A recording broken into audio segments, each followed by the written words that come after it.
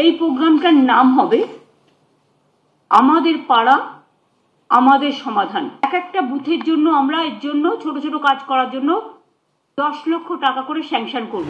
মুখ্যমন্ত্রী মমতা বন্দ্যোপাধ্যায়ের ঘোষণা মতোই 2 আগস্ট থেকে কলকাতা সহ রাজ্যের বিভিন্ন জায়গায় শুরু হলো রাজ্য সরকারের নতুন কর্মসূচি আমাদের পাড়া আমাদের সমাধান। ভবানীপুর, উল্টোডাঙ্গা, বউবাজার, মহিষাদল।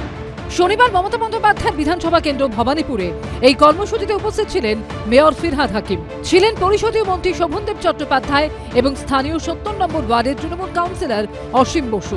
জনপ্রতিনিধিদের সামনেই রাস্তা নিয়ে ক্ষোভের কথা জানালেন স্থানীয় বাসিন্দারা। বাচ্চারা ফুটপাতে চলতে পারে না, আমরা চাইছি না কোনো ফুটপাতে আপনি হঠাৎ হাঁটিয়ে দিন, অন্তত 50% জায়গাটা যেখানে যেতে পারে লোকটা, এটা যদি ব্যবস্থা করেন তাহলে অনেক উপকার হবে।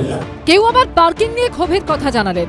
রাস্তায় বেরিয়ে দেখো পার্কিং অবস্থা কি আছে, কলেজ আছে এখানে, একটা কোথাও কিছু একটা ঘটনা ঘটতেই পারে। এইটা আর আপনি আমাদের লোকাল একটা হসপিটাল আছে, 2টো হসপিটাল আছে, যেটা সরকারি হাসপাতাল, সোমনাথ পণ্ডিত হাসপাতাল, যেটা আমরা সুযোগ সুবিধা পেয়ে থাকতাম ওয়ার্ডের মধ্যে, সেটা কিন্তু পাই না, আমাদের চলে যাচ্ছে পিজিতে। এই রাস্তাটা, এই হসপিটালে যদি আপনি আমাদের মধ্যে আউটডোর টিকিট গুলো আপনারা যদি করে দিতে পারেন সবথেকে ভালো হয়। আমাদের পাড়া আমাদের সমাধান কর্মসূচিতে শোনা গেল জয় বাংলা স্লোগানও। জয় বাংলা। অন্যদিকে বউবাজারে কলকাতা পৌরসভার 48 নম্বর ওয়ার্ডে আমাদের পাড়া আমাদের সমাধান কর্মসূচিতে উপস্থিত ছিলেন কাউন্সিলর বিশ্বরূপ দে। উল্টোডাঙ্গার কাছে 13 নম্বর ওয়ার্ডে একটি কমিউনিটি হলে এই কর্মসূচির আয়োজন করা হয়েছিল। কলকাতাতেও এদিন থেকে শুরু হয়ে গেল আমাদের পাড়া আমাদের সমাধান। আমরা রয়েছি উল্টোডাঙ্গাতে 13 নম্বর ওয়ার্ডে। এখানে আমরা দেখতে পাচ্ছি আমাদের পাড়া আমাদের সমাধান লেখা রয়েছে। আপনার মতামত, আপনার প্রয়োজন, আপনার সিদ্ধান্ত। ক্যাম্পে এসে জল, বিদ্যুতের লাইন প্রভৃতি ছোট ছোট সমস্যার কথা জানান স্থানীয় বাসিন্দারা। ঠিক আছে, 11টা পার্টের কাজ, এবং এটা যেটা সব থেকে জেনে রাখুন আপনারা, এটা একটা ঐতিহাসিক পদক্ষেপ। মানুষ যে কাজের কথা বলবে সেটা সরাসরি পোর্টালে আপলোড হয়ে যাবে এইখান থেকে, এবং এখানে সাধারণ মানুষদের পক্ষ থেকে একজন থাকছেন ফ্যাসিলিটেটরের মধ্যে, কেএমসির তরফ থেকে একজন থাকছে, এবং সাধারণ মানুষদের কমিউনিটির তরফ থেকে থাকছে। বছর ঘুরলেই রাজ্যে বিধানসভা নির্বাচন, তার আগে আমাদের পাড়া আমাদের সমাধানের মতো কর্মসূচি নিয়ে প্রশ্ন তুলেছে বিরোধীরা। বিজেপির অভিযোগ, বিপুল টাকা খরচ করে সরকারি প্রকল্পের নামে আসলে নিজেদের প্রচার সারছে তৃণমূল। এসেছে পাল্টা জবাবও। যারা ডিএ দিতে পারছে না, নতুন এমপ্লয়মেন্ট জেনারেট করতে পারছে না, বিভিন্ন প্রজেক্টে টাকা ফেল করে যাচ্ছে, পরিকাঠামোর টাকা দিতে পারছে না, তাদের কাছ থেকে যদি এটা কেউ আশা করেন যে ওনারা সমাধান করবেন, তাহলে সেটা দুরাশা।